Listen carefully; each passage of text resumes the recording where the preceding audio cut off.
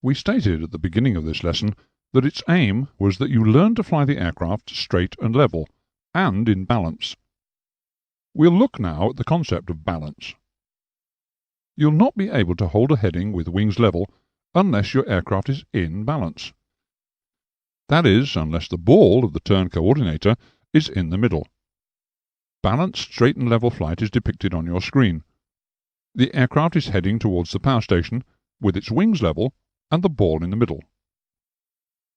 It is, however, possible to fly an aircraft straight and level, but out of balance, as depicted on your screen now. The aircraft is still heading towards the power station, but now it's said to be slipping or skidding through the air because the pilot has inadvertently crossed the controls. As you can see, the pilot is holding the right wing low while applying left rudder to prevent the aircraft turning. The extent of the slip or skid is indicated by the fact that the ball of the turn coordinator is displaced from its central position. Let's look at the situation in plan view. As you can see, the aircraft's nose is not pointing in the direction in which the aircraft is travelling. Flying out of balance is both inefficient and uneconomical. In out-of-balance flight, the relative airflow is meeting the keel surfaces of the aircraft from side on. This situation causes an increase in drag, which either leads to a reduction in speed or requires an increase in power if speed is to be maintained. To avoid this situation, we always fly in balance with the aircraft's nose pointing in the direction in which it is travelling through the air, and with the relative airflow parallel to the aircraft's longitudinal axis.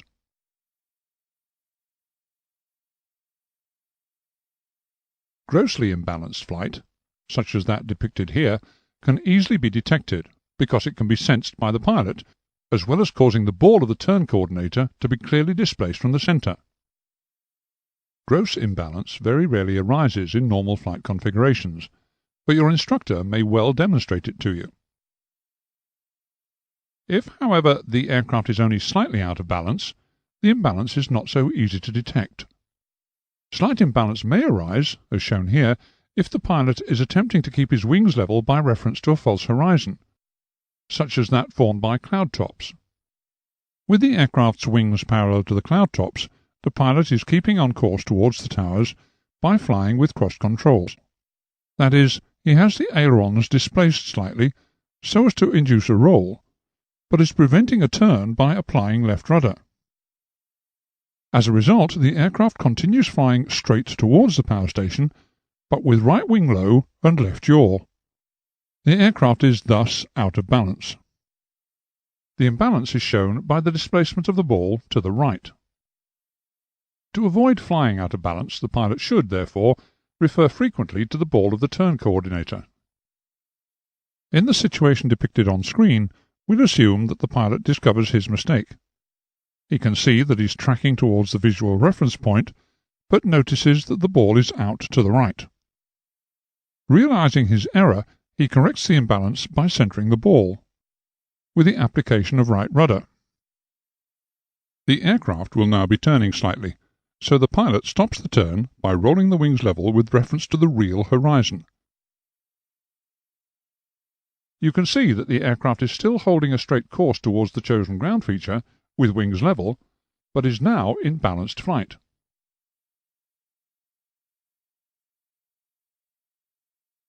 To correct any imbalance, we always apply rudder in the same direction as that in which the ball is deflected. In the example on screen now, we depress the right rudder pedal to centre the ball and return the aircraft to balanced flight. It may be, of course, that we are actually relaxing the pressure of our foot on the left rudder pedal and centralizing the rudder controls.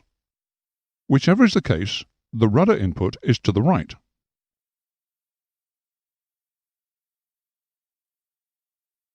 Here, we depress the left rudder pedal to return the aircraft to balanced flight.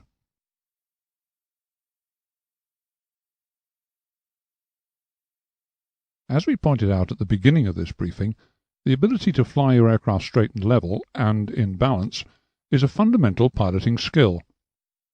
Mastery of straight and level flight is essential if you are to become a competent pilot navigator. To navigate successfully cross-country, You must be able to fly your aircraft on course, on speed, at a constant altitude, and, of course, economically without excessive fuel consumption. That means in balance. Hopefully, this lesson will have helped you to do this. In this context, we must mention the vital importance of lookout. When flying VFR, the aircraft's captain is responsible for avoiding collision or conflict with other users of the air. Therefore, from the beginning of your training, you must learn how to keep an efficient lookout for other aircraft. This involves learning to scan the airspace around your aircraft in an effective and systematic manner. By practicing a systematic lookout, you'll also be able to check frequently the visual references which help you fly your aircraft accurately, principally, of course, by checking the aircraft's attitude as you look forwards. Here we'll mention just one of several lookout methods, this one being suitable for the Warrior. Firstly, look out to the left side of the aircraft to as far behind the port wingtip as you can comfortably manage, and sweep your gaze forwards, looking above and below the horizon until you're again looking to your front. Continue this pattern of scan clockwise until you're looking behind the starboard wingtip. Then look straight ahead and check your attitude and heading. Finally, glance at the instruments: airspeed indicator, direction indicator, altimeter, and slip ball. In aircraft which permit it, you should also look out above. Your instructor will teach you how to incorporate this into your scan. By adopting a formal and systematic lookout scan of this kind, you'll have developed a work cycle of lookout, attitude, and instruments, which will serve for all phases of flight: cruise, climb, descent in straight, or turning flight. Remember that effective lookout demands frequent eye movements, with minimal time spent looking in any direction. You should quarter the sky in whatever direction you're looking.